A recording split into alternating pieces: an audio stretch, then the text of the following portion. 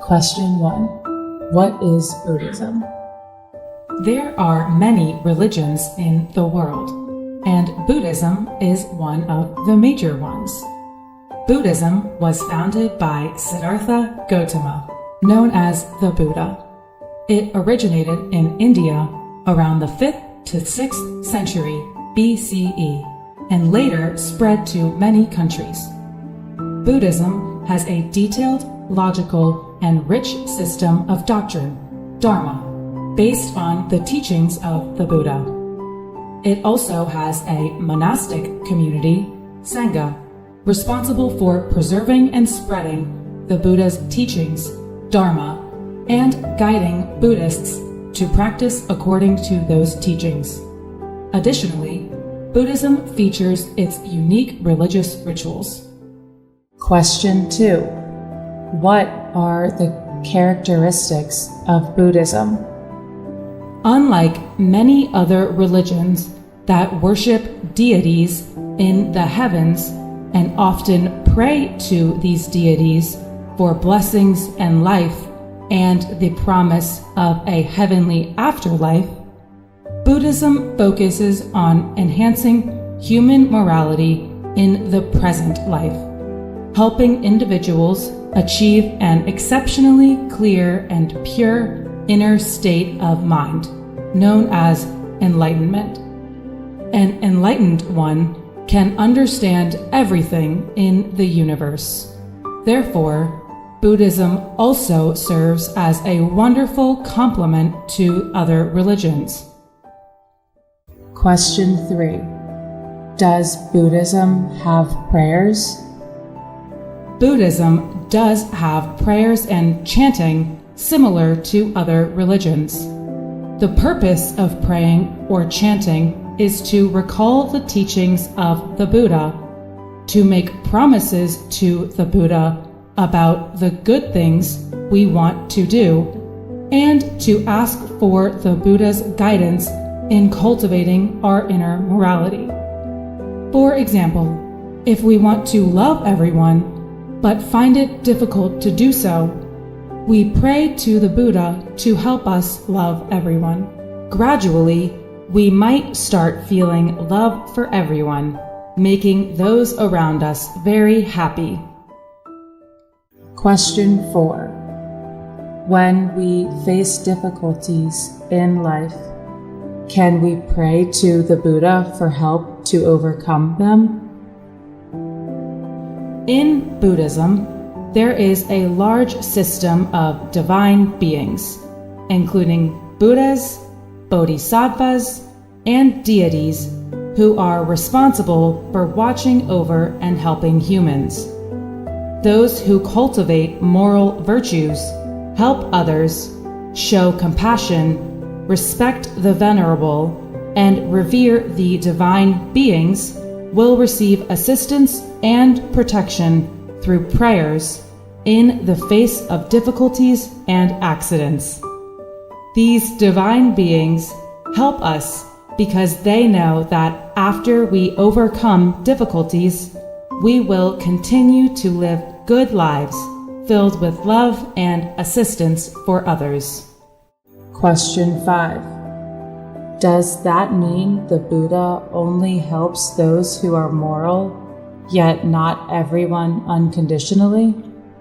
If divine assistance were unconditional, no one would bother to cultivate morality or live a virtuous life, since even malicious people would receive assistance just by praying. Everything must be fair. The universe holds absolute fairness, and deities must be even more just than humans. Those who live generously and kindly and help others deserve to be helped and rewarded. Those who live maliciously, selfishly, and harm others will suffer and be punished. This fairness is what the universe, divine beings, and human laws must follow to keep the world stable. Question 6.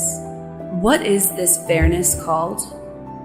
Among humans, this fairness is called justice. In the heaven realm, it is called divine law. Throughout the universe, it is called the truth. In Buddhism, it is known as the law of cause and effect, or the law of karma. Human justice is not absolute because it can be influenced by personal interests.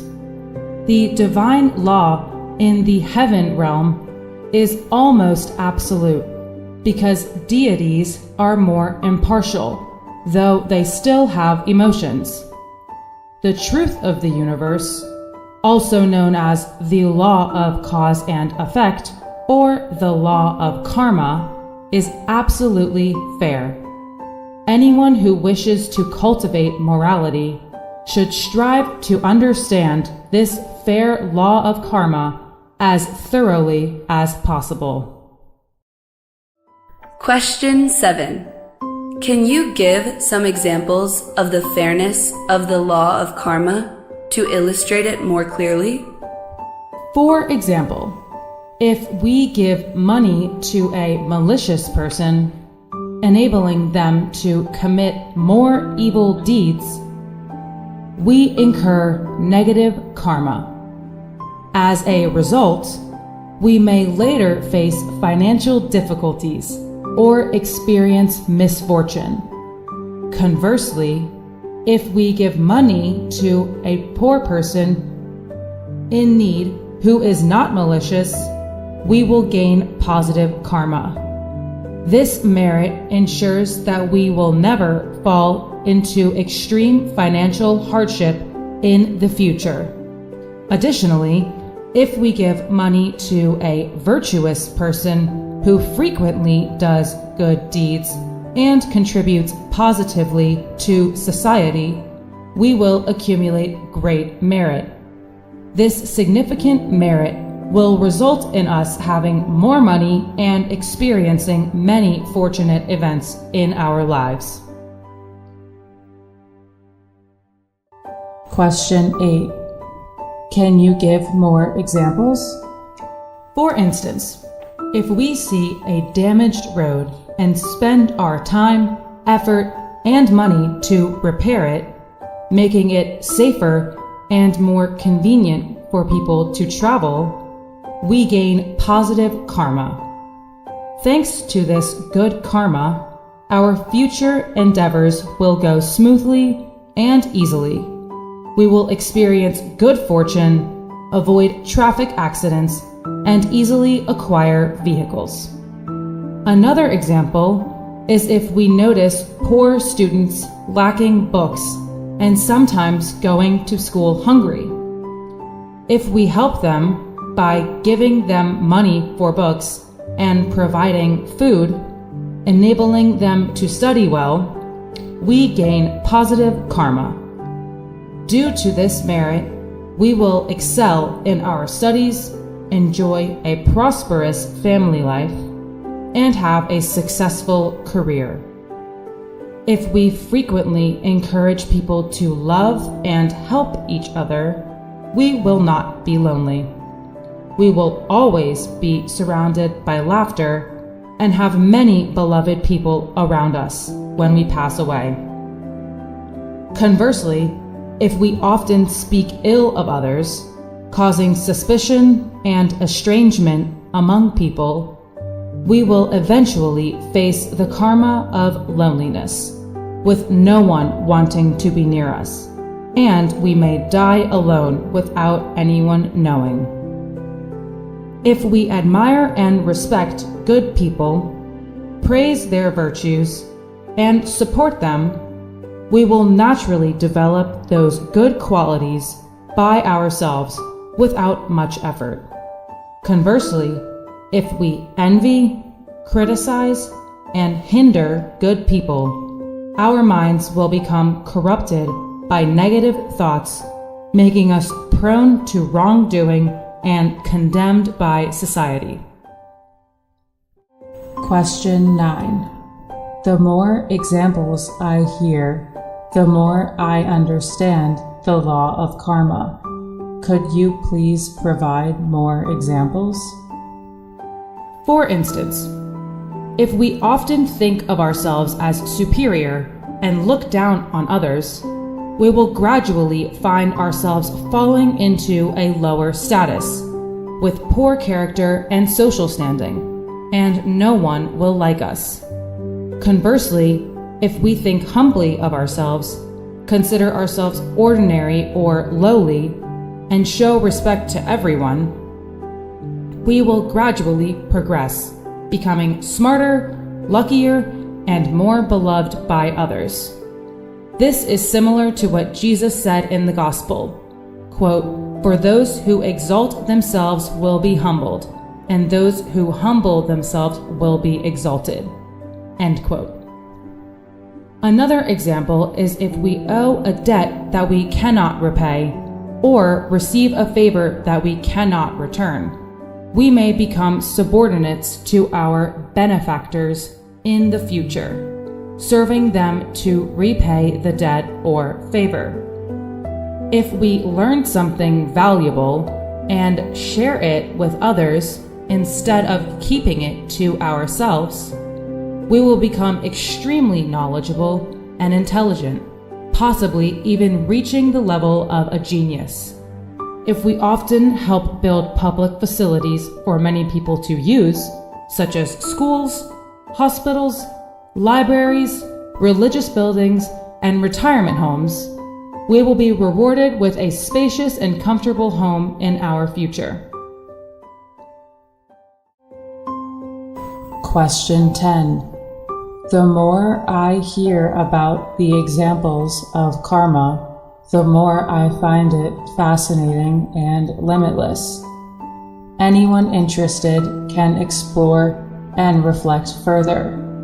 May I ask, what karma causes a person to be disabled? A single outcome may stem from various causes, not necessarily just one. For instance, someone with a leg disability might have damaged public roads in a previous life, fought in wars and broken the legs of enemies, or hunted animals and broken their legs to prevent them from escaping. It is difficult to pinpoint the exact cause of such a karmic result. Only enlightened beings can truly know. For example, blindness might result from having harmed someone's eyes in the past, taken away public light sources, imprisoned someone in darkness for too long, or ignored the suffering of others to avoid helping them.